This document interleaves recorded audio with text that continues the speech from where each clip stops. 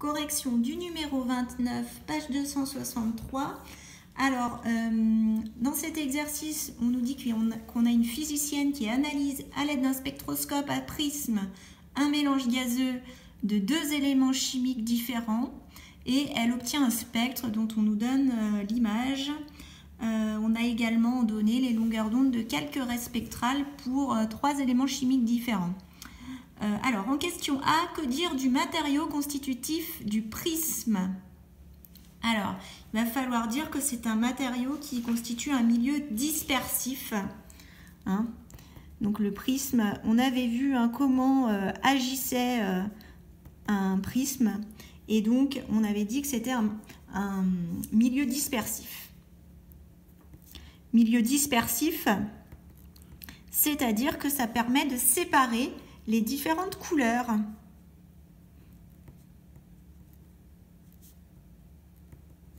Ça permet de réaliser la dispersion de la lumière.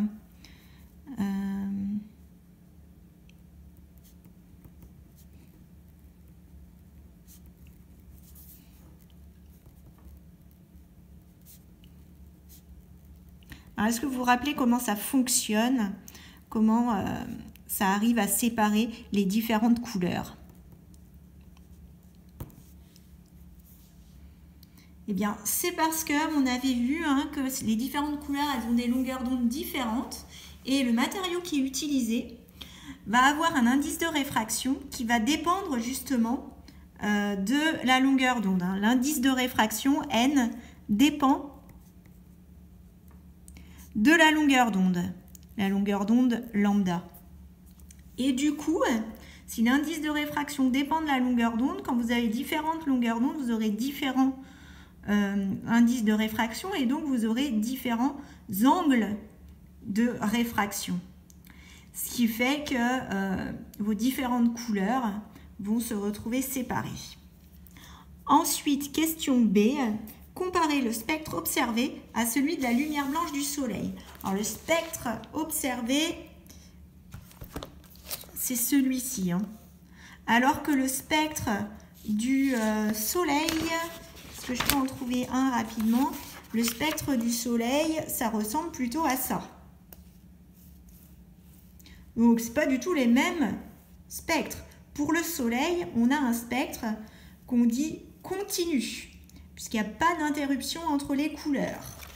Alors que dans notre cas ici, on a un spectre qui n'est pas continu. Il y a des interruptions entre les couleurs. Ce type de spectre, on appelle ça un spectre de raies. Donc on va noter que le spectre obtenu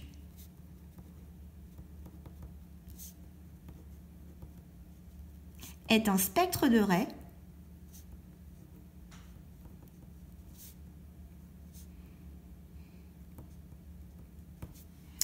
Et donc, il n'est pas continu.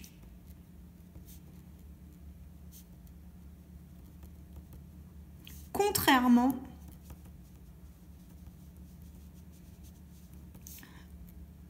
au spectre de la lumière blanche.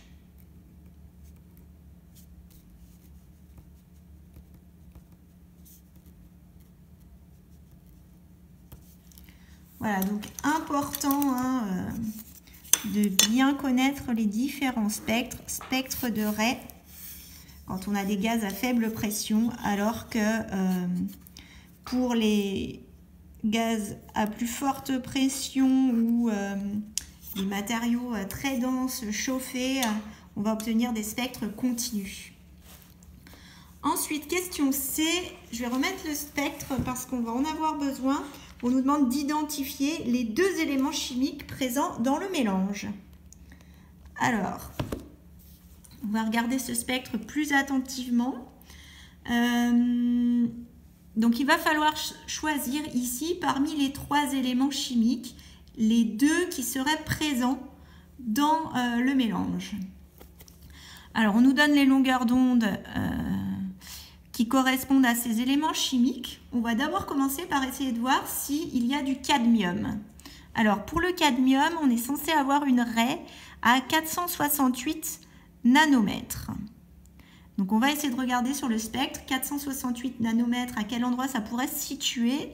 Là, donc j'ai 400, ici 500, donc ici je dois avoir 450.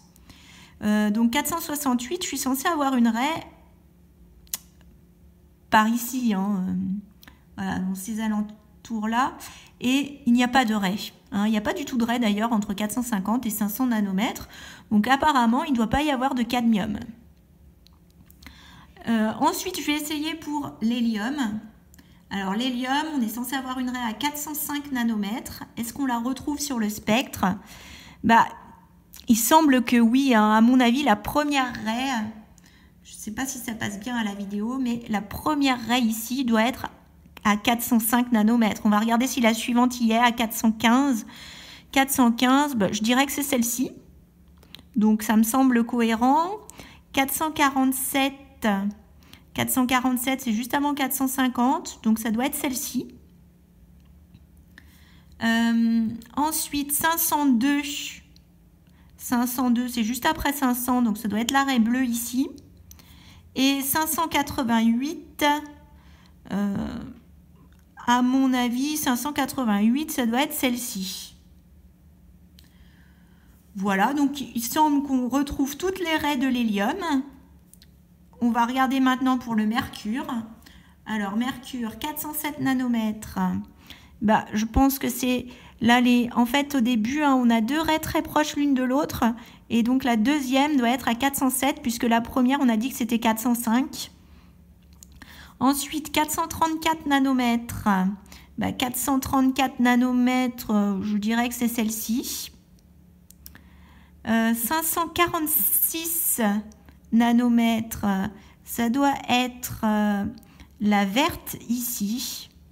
Et 579 nanomètres, la jaune ici.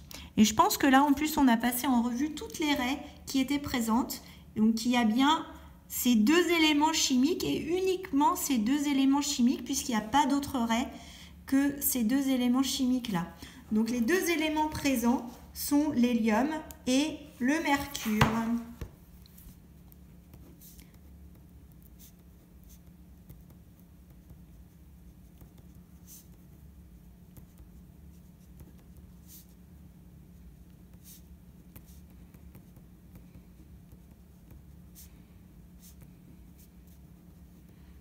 Pour justifier, on va dire simplement qu'on retrouve leurs raies sur le spectre.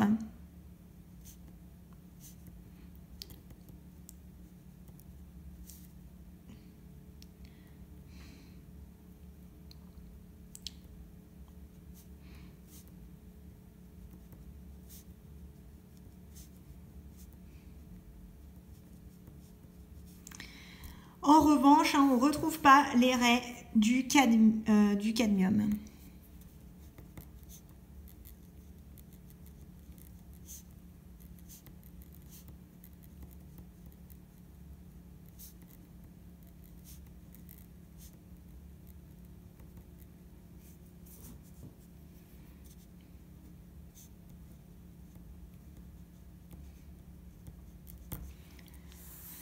Voilà, j'espère que vous avez compris cette correction. On aura terminé avec les exercices de ce chapitre. Je vais essayer de vous faire un petit QCM sur Pronote pour pouvoir tester si vous avez tout bien compris.